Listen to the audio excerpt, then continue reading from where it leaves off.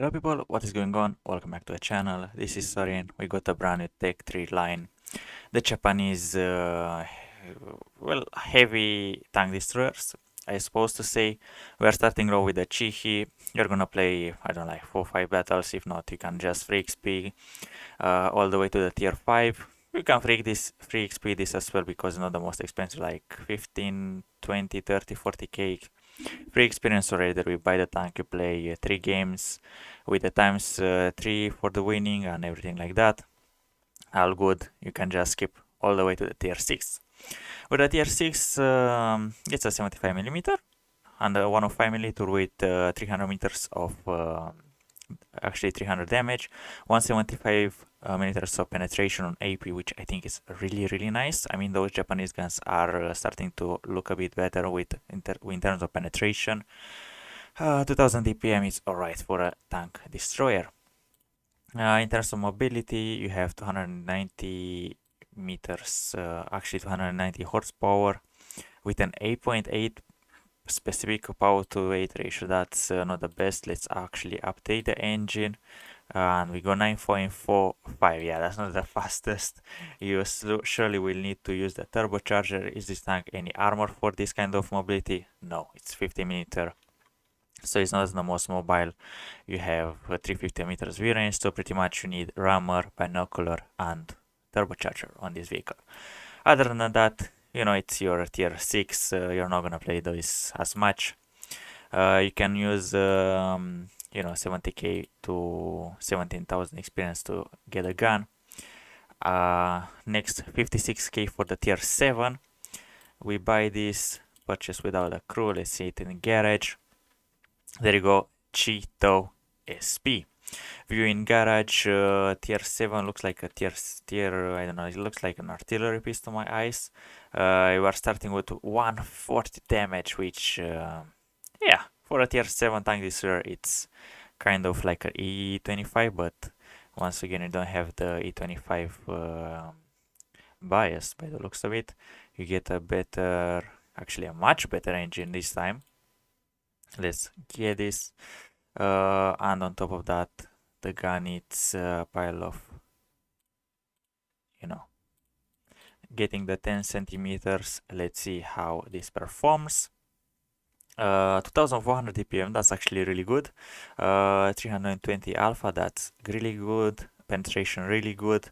DPM really good. Dispersion is really good.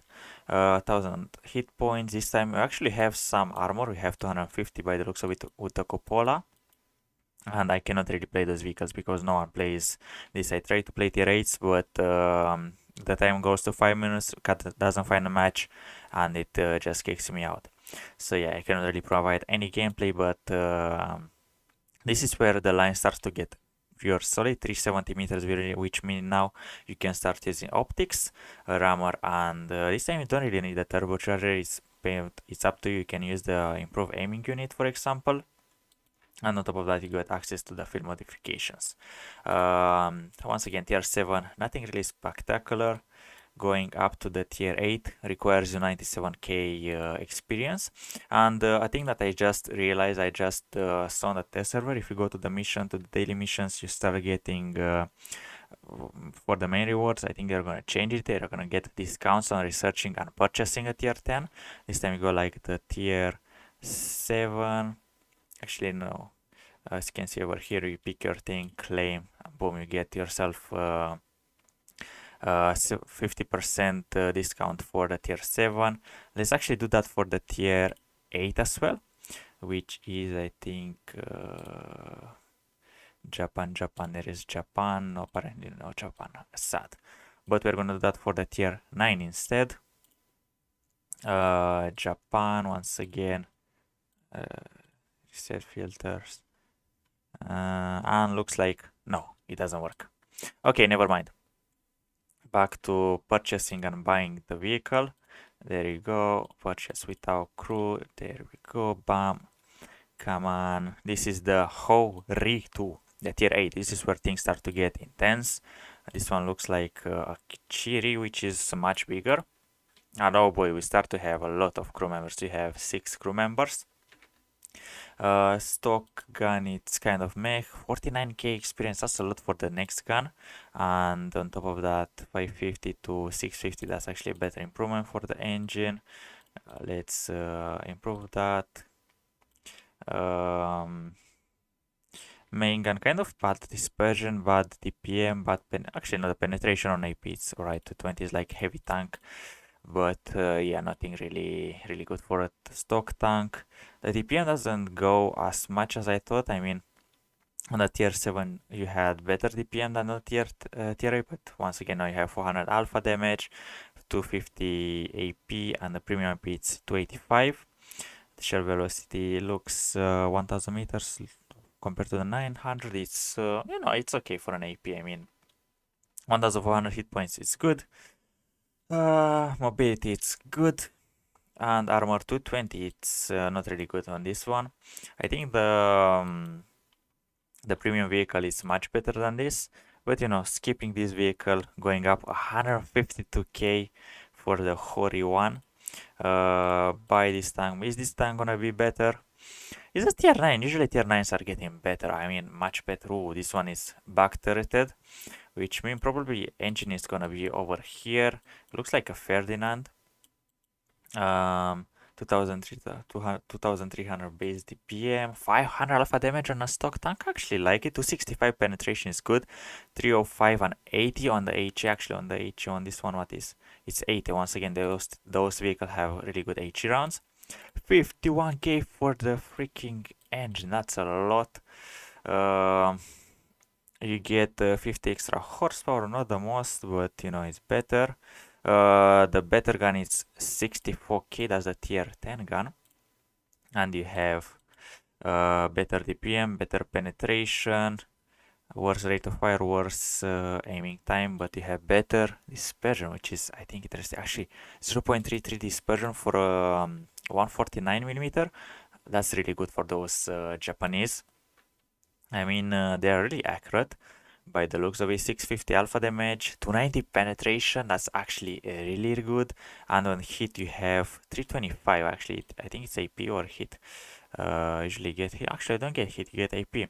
So these things are gonna shred some turrets. They're gonna shred some angle armor, because AP normalize and have, well, if you have 290 on paper, then you're gonna penetrate like up to 315, 310, something like that. So you are awakening some plates, some angle plates. But yeah, once again, DPM is really good. Armor, well, once again, it's flat, so you don't have the best armor versus hit rounds.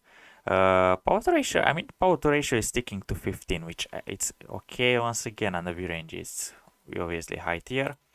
The field modes, oh, 5% to concealment, really nice. Better view range, better accuracy, and I don't know what the other one is. Okay.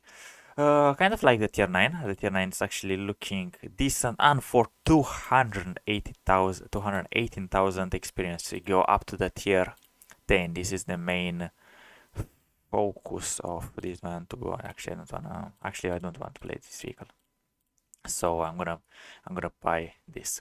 Okay, there is the Hori tree. This is the top of the tree. This is the main focus. By the looks of it, we start to have angle frontal armor.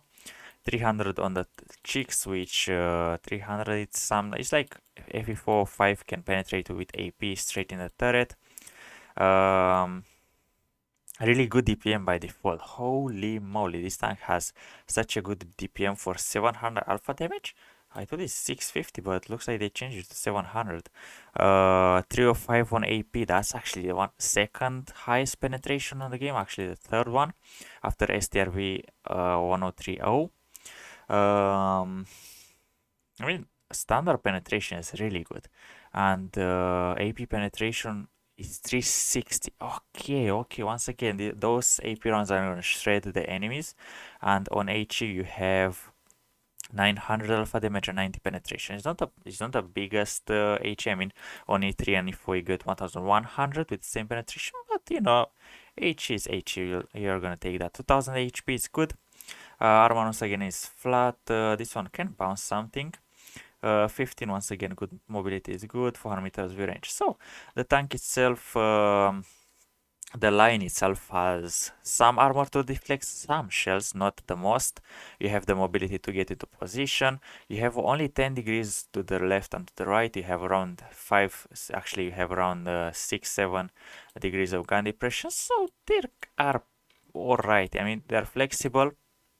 But once again, once you start to go to the higher, how you call higher league, tier 9, tier 10, then the tank starts to get much better and the gun gets much better in terms of penetration, damage, and everything. But um, this tank looks really good. I'm gonna play with it and I'm gonna make a full review of it, so stay tuned to the channel for that. So without further ado, thank you very much guys for watching, and I will see you legends in the next one. Bye bye.